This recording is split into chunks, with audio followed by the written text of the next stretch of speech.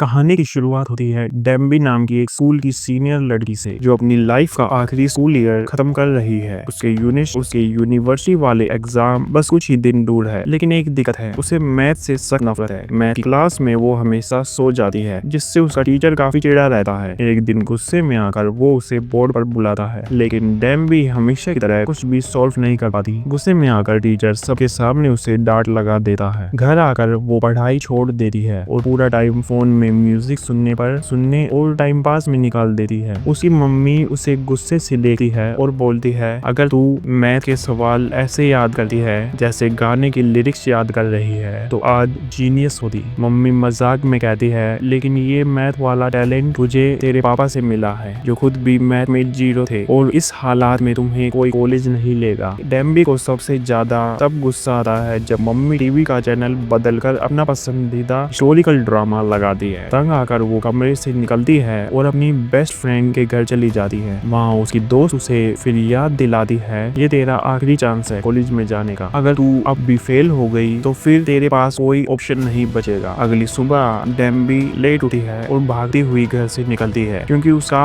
बड़ा वाला एग्जाम आज है। मम्मी दरवाजे पर आकर उसे हिम्मत देती है और कहती है, बस पूरी जान लगा देना ताकि अच्छा कॉलेज मिल जाए। डेम्बी के दिल में मैथ्स को लेकर डर है, लेकिन वो बस में बैठकर पढ़ने की कोशिश करती है। सेंटर के पास पहुंचकर वो दौड़ने लगती है, लेकिन छाता घर पर ही भूल जाती है। एग्जाम बिल्डिंग के सामने पहुंचते ही वो पूरी तरह डर जाती है। ऐसा लग रहा है जैसे वो तैयार ही नहीं है। वो सोचने लगती है, क्योंकि न यहाँ से भागा जाए, फेल होने का डर उसे पूरी तरह हिला देता है। बारिश जोरों से हो रही होती है और वो नीचे बैठ जाती है, अंदर ही अंदर टूटी हुई चाहती है कि वो कहीं गायब ही हो जाए। तभी उसकी नजर पानी से भरे एक गड्ढे पर पड़ती है। वो पास जाती है और तभी कुछ अजीब होता है। उसे कुछ लोग देखते हैं जो अजीब कपड़े पहने बारिश के लिए प्रार्थना कर रहे होते हैं। यहाँ 3 साल से बारिश नहीं हुई है और लोग सूखे की वजह से मर रहे हैं। अचानक डेम्बी उस गड्ढे से गिरती है और उसे लगता है जैसे वो डूब रही है, लेकिन मरने की बजाय वो दोबारा आती है, लेकिन अब किसी और ही दुनिया में। उसे कुछ समझ नहीं आता कि वो उसके आसपास के लोग से पूछती है, क्या यहाँ कोई पुरानी फिल्म की शूटिंग चल रही है। राजा उसे देखकर डर जाता है और पूछता है, क्या तुम कोई राक्षस हो। घबराकर डेम्बी कहती है, नहीं नहीं, मैं तो बस एक स्कूल की स्टूडेंट हूँ। लेकिन उसकी बात उन्हें कोई जादू जैसी लगती है और वो और भी डर जाते हैं। तभी राजा के सिपाही उसे चारों ओर से घेर लेते हैं और तलवारें निकाल लेते हैं। डेम्बी डर जाती है और इस झट से बोलती है, मुझे पता है मैं यहाँ क्यों आई हूँ, कृपया भगवान बारिश भेजे। लोग उसकी बात को प्रार्थना मानकर दोहराते हैं, लेकिन जैसे ही वो सब आंखें खोलते हैं, डेम्बी वहाँ से गायब हो चुकी होती है। वो दौड़ते दौड़ते कमरे तक पहुंचती है जहाँ धार्मिक कपड़े रखे होते हैं। वो उनमें से एक पहनकर खुद को एक पुजारी की तरह छिपा लेती है और राजा की सभा में पहुंच जाती है। सभा के दौरान राजा कहता है कि अब अंधविश्वास छोड़कर हमें विज्ञान और गणित को अपनाना होगा ताकि देश की परेशानियां हल हो। लेकिन वहाँ के मुख्य पुजारी इसका विरोध करते हैं और कहते हैं, ये सब बकवास है, गणित भी कोई तांत्रिक चीज है। वो कहते हैं, बारिश इसलिए नहीं हो रही क्योंकि देवता नाराज है और बारिश लाने का एक ही तरीका है, राजा और रानी को मिलकर पूजा करनी होगी। डेम्बी धीरे से वहाँ से निकलती है और अपना फोन ढूंढने लगती है, लेकिन फिर से पकड़ी जाती है। अब वो सोचती है, अगर बारिश आ जाए तो शायद वो यहाँ से भाग सकती है, लेकिन तभी राजा आकर कहता है, यहाँ पिछले 3 सालों से बारिश नहीं हुई और सच कहूँ तो मुझे तो बिल्कुल पसंद नहीं है, इसलिए तेरी सजा मौत। डेम्बी घबरा जाती है और बोलती है, रुकिए, मैं एक स्टूडेंट हूँ, वो भी फ्यूचर से, और गलती से यहाँ आ गई हूँ। वो समझाने की कोशिश करती है कि उसे इतिहास की काफी जानकारी है। जब ये काम नहीं करता तो वो झट से बोलती है, मैं मैथ्स में बहुत तेज हूँ। राजा थोड़ा हैरान होता है और कहता है, ठीक है, साबित करो। वो उसे एक ज्योमेट्री का सवाल देता है जो पाइथागोरस थ्योरम से जुड़ा होता है। पहले तो डेम्बी कुछ समझ नहीं आता और वो कहती है, ये किस भाषा में लिखा है, लेकिन फिर उसे याद आता है कि ये वही फॉर्मूला है जो झट से सवाल हल कर देती है। राजा चौंक जाता है क्योंकि उसके दरबारी विद्वानों को ये हल करने में 3 दिन लग जाते हैं। अब हर कोई डेम्बी को गोसैम नाम का एक लड़का विद्वान समझने लगा। राजा उसे एक टास्क देता है, लोगों को मैथ सिखाओ। अगर वो कामयाब हो गई तो उसे घर लौटने की इजाजत मिल जाएगी। लेकिन सबसे बड़ा झटका तब लगा है जब उसे पता चलता है कि राजा खुद ही गिनती नहीं जानता। डेम्बी धीरे धीरे उसे बेसिक से सिखाना शुरू करती है, नंबर, जोड़, घटाओ और फिर गुना तक। फिर दोनों एक राइवल शहर के संगीतकार के साथ मैथमेटिकल कंपटीशन की तैयारी करने लगते हैं। अगर डैनी हार गई तो उसे सजा दी जाएगी। वो बेझिझक राजा को डांट देती है और गलती करने पर एक बार तो गुस्से में उसे हल्का सा मार भी देती है। सिपाही तुरंत अंदर घुस जाते हैं उसे राजा को छूने की सजा देने के लिए, लेकिन राजा हंसकर सबको रोक देता है। जब रानी पास आती है तो वो सारे मैथ वाले कागज छिपा लिए जाते हैं और म्यूजिक प्रैक्टिस का नाटक किया जाता है। एक दिन राजा देखता है कि डैनी भूखी है तो उसे साथ खाने बुलाता है, लेकिन उसे खाना पसंद नहीं आता। फिर वो उसे किचन ले जाता है और अपने बैग से निकाल सामान से उसे झटपट वाले नूडल्स बनाकर खिलाती है। राजा को वो नूडल्स काफी टेस्टी लगते हैं, भले ही वो तीखे थे। जब डैनी उसे पानी देती है तो वो मना कर देता है और कहता है मिर्ची अच्छी लग रही है। लेकिन अगली सुबह महल में उसकी चीखें गूंज जाती है। जब डैनी जाकर चेक करती है तो देखती है कि राजा ने अपने कान पर कोई रक्षा ताबीज चिपका रखा है। उसे लग रहा है कि डैनी ने उस पर काला जादू कर दिया है। डैनी आंखें घुमा कर बोलती है, ओह सुपरस्टार, वो बस नूडल्स थे, कोई जादू नहीं। असल में तो मिर्च ने पेट पर हड़कंप मचा दिया था। जब डैनी ने ये बात बताई तो राजा पूछता है पेट होता क्या है। तो डैनी बैठकर उससे पेट, आंतें, दिल और उसकी धड़कन के बारे में समझाती है। वो कहता है मुझे तो कुछ महसूस नहीं हो रहा। डैनी मुस्कुराती है और कहती है कोई बात नहीं, जिस दिन तुम्हें किसी से प्यार होगा खुद बस सब महसूस होगा। राजा डैनी की नॉलेज देकर दंग रह जाता है और उसे एक शानदार स्कॉलर मानने लगता है। इसलिए वो कहता है कि डैनी अब जोशियन के सारी शाही विद्वानों को मैथ नहीं साइंस और खेती बाड़ी तक पढ़ाए। उसी रात राजा को संतरा ऑफर करता है और डैनी बिना फॉर्मेलिटी के बोलती है थैंक्स। राजा बुरी तरह भड़क जाता है और बोलता है तुम जोशियन के लोग हो, इस फल को 3 दिन तक संभाल कर रखे हो, ये कोई मजाक थोड़ी है। डैनी हंसे हुए कहती है अरे बाबा ये तो बस संतरा है, इतनी इमोशनल मत हो। बाद में दोनों महल के आंगन में बॉल खेलने लग जाते हैं और डैनी उसे सालों बाद पहली बार दौड़ने पर मजबूर कर देती है। अगली सुबह राजा अपनी होने वाली दुल्हन के साथ बैठा होता है और कहता है आज रात खाने में मुझे एक जादुई लव पोशन मिलेगा, उसके बाद शादी होगी। लेकिन किस्मत को कुछ और ही मंजूर था। वो कटोरा डैनी के पास पहुंच जाता है। वो कुछ अजीब हरकतें करने लगती है और आखिर में महल में ही सो जाती है। जब जागती है तो बार बार राजा से माफी मांगती है, लेकिन राजा कहता है कुछ हुआ ही नहीं, अब जाओ भूल जाओ। फिर वो डैनी के साथ बाहर टहलने निकलता है और कहता है अगर तुम अपना मिशन पूरा कर लो तो मुझे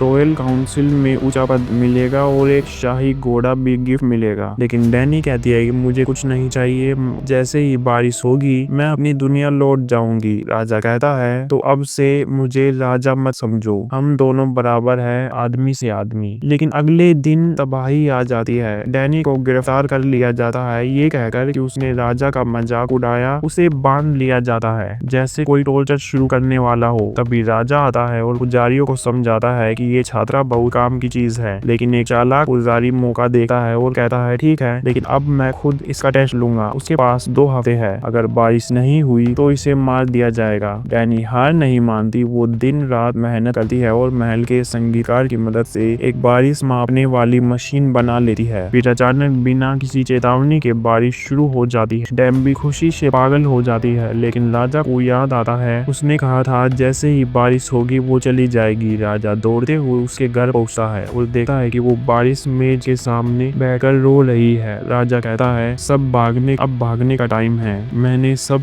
तैयारी कर ली है, मीन की तरफ जाने वाली एक नाव तैयार है। लेकिन डैम्बी मना कर देती है, कहती है मैं पूरी जिंदगी बस भागती रही, इस दुनिया में भी भागते ही आई हूँ। तभी वही संगीतकार आता है जो असल में मुख्य पुजारी के साथ मिला हुआ था। पुजारी ने उसे डैम्बी को मारने का हुक्म दिया क्योंकि उसे शक था कि डैम्बी सच में भविष्य से आई है। संगीतकार बोलता है अगर ये सच है तो ये और भी खतरनाक है, इसे हटाना ही होगा। लेकिन संगीतकार डैम्बी को बचा लेता है और उसे घोड़े पर बैठाकर जंगल की ओर ले जाता है। रास्ते में कहता है मैं कब से जानता हूँ कि तुम लड़की हो, लेकिन मैं कोई गंदा आदमी नहीं, तेरा राज मेरे साथ सुरक्षित है। डैम्बी बताती है ये मेरी मर्जी नहीं, वो नौकरी एक लड़के के लिए थी, मुझे तो बस करना पड़ा। उधर महल में मुख्य पुजारी राजा को समझाने की कोशिश करता है कि डैम्बी ने जो कुछ सिखाया है वो सब खत्म कर देना चाहिए, खासकर वो नई भाषा जो वह बना रही थी। उसका कहना था कि पुराने रिवाजों को बचाए रखना जरूरी है और उस लड़के का असर खत्म करना होगा। लेकिन राजा राजा इस बात को मानने से इनकार कर देता है। वो घोड़े पर सवार होकर डैम्बी को ढूंढने निकल पड़ता है। जंगल में सिपाही आखिरकार डैम्बी और संगीतकार तक पहुंच जाते हैं। संगीतकार डैम्बी को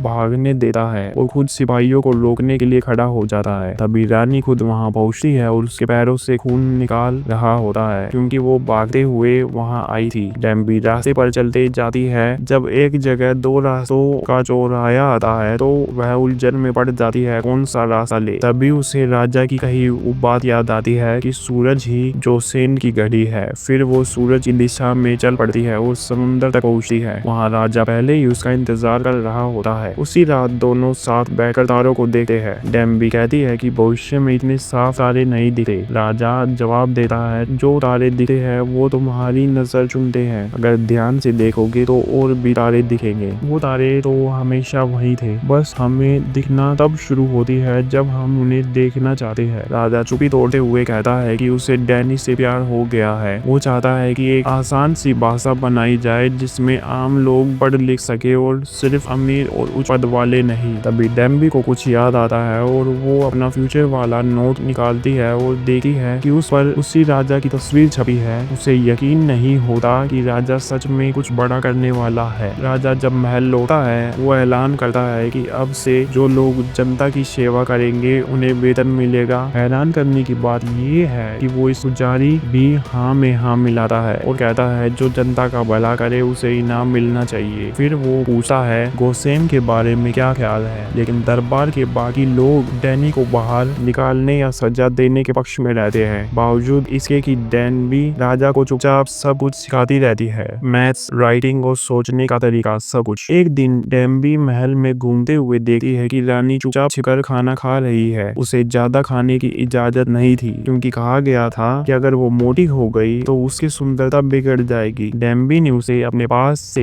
एक इंस्टेंट नूडल्स कप देती है। रानी खुश हो जाती है और दोनों खाने के साथ साथ बातें करने लगते हैं। वहीं से उनकी दोस्ती शुरू हो जाती है। कुछ दिन बाद रानी खुद राजा के पास आती है और कहती है कि उसे सब कुछ पता है, यहाँ तक कि उसने रानी माँ को भी सब बता दिया है कि डैम्बी असल में होने वाली।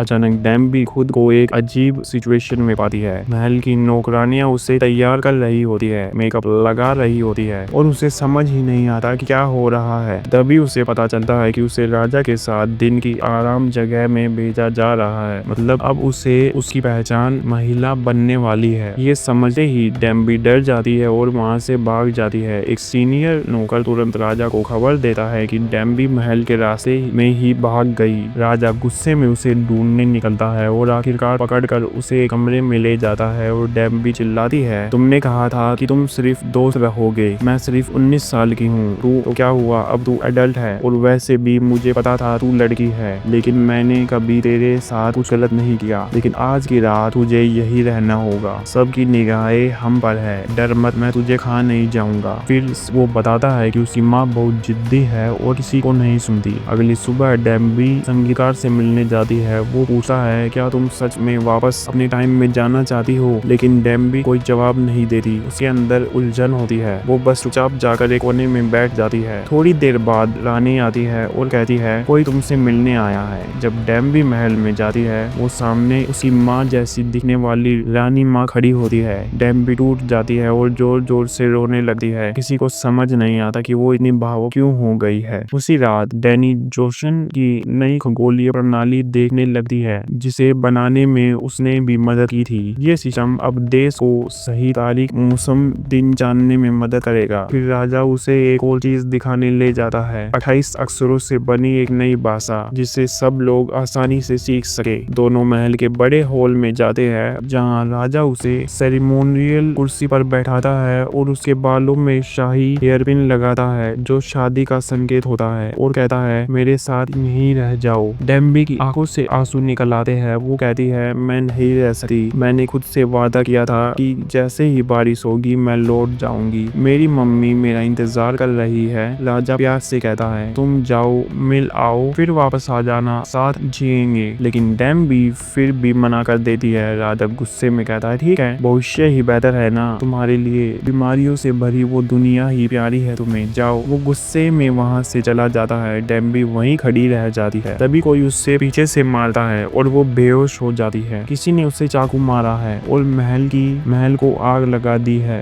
राजा जैसे ही ये सुनता है जॉन जान पर खेलकर जलते हुए कमरे में घुसा है और उससे बचाता है। अगले दिन वो अपने सहायक को बुलाता है और कहता है वो पुराना ग्रंथ रातों रात गायब हो गया है और वो सीधे पुजारी पर आरोप लगाता है। राजा उसका हाथ पकड़कर कहता है तुम्हें किसी ने सिखाया है ना, जुर्म के बाद सबूत भी मिटाना होता है। फिर डेम्बी से पूछता है क्या यही आवाज थी जो तुमने सुनी थी? डेम्बी सिर हिलाती है। फिर पता चलता है कि डेम्बी के बैग में रखी किताब ही थी जो उसे चाकू से बनाया। फिर पता चलता है कि डेम्बी के बैग में रखा किताब ही था जिसने उसे चाकू से बनाया। राजा गुस्से में पुजारी से कहता है तुम्हें पता है था कि वो मेरे लिए क्या मायने रखती है, फिर भी क्यों? पुजारी ठंडे दिल से जवाब देता है क्योंकि अगर ये नई भाषा फैल गई तो युवा लोग सोचने लगेंगे सिस्टम टूट जाएगा। मैं मरने से नहीं डरता, उस अराजकता से डरता हूँ जो इस देश का भविष्य बिगाड़ देगी। राजा कहता है फिर भी मैं ये भाषा लोगों के लिए बनाऊंगा, हमें उस दुनिया से डर नहीं लगता जो हमने देखी ही नहीं। पुजारी झुककर कहता है मुझे मार दो, यही सही होगा। तभी आसमान धुंधला हो जाता है और हल्की बारिश होने लगती है। डेम्बी महल के हर कोने में जाकर सब दोस्त से अलविदा लेती है। राजा कहता है क्या मैं तुम्हें वहां तक छोड़ने चलूं? दोनों साथ चलते हुए समंदर के किनारे पहुंचते हैं। डेम्बी उसी पुरानी पोखर में कदम रखती है जहां से वो आई थी और फिर से वहीं उसी तरह डूब जाती है। कुछ ही पलों में वो वापस अपने उसी वक्त में पहुंच जाती है। उसने देखा कि बस कुछ सेकंड ही बीते थे, अब भी एग्जाम का समय था। वो दौड़ती हुई एग्जाम हॉल में पहुंचती है। वहाँ उसका टीचर उसका इंतजार कर रहा था। टेस्ट शुरू हो चुका था। डैनी दौड़कर अपनी सीट पर जाती है और पेपर देना शुरू करती है और फिर वो घर वापस आती है जहाँ उसकी माँ उसका इंतजार कर रही थी। वो दौड़ती हुई उसकी आंखों में समा जाती है, लेकिन अब डेम्बी पहले जैसी नहीं रही। उसके सोचने का तरीका पूरी तरह बदल चुका था। कई महीने बीत जाते हैं। एक दिन स्कूल से बाहर निकलते वक्त फिर से बारिश होने लगती है। तभी किसी ने उसे सिर पर छाता रखा था। उसने ऊपर देखा तो वही चेहरा हूबहू राजा जैसा दिखाई दिया। लड़का मुस्कुराकर कहता है हम पहले ही भी मिल चुके हैं, अपना छाता गिरा दिया था।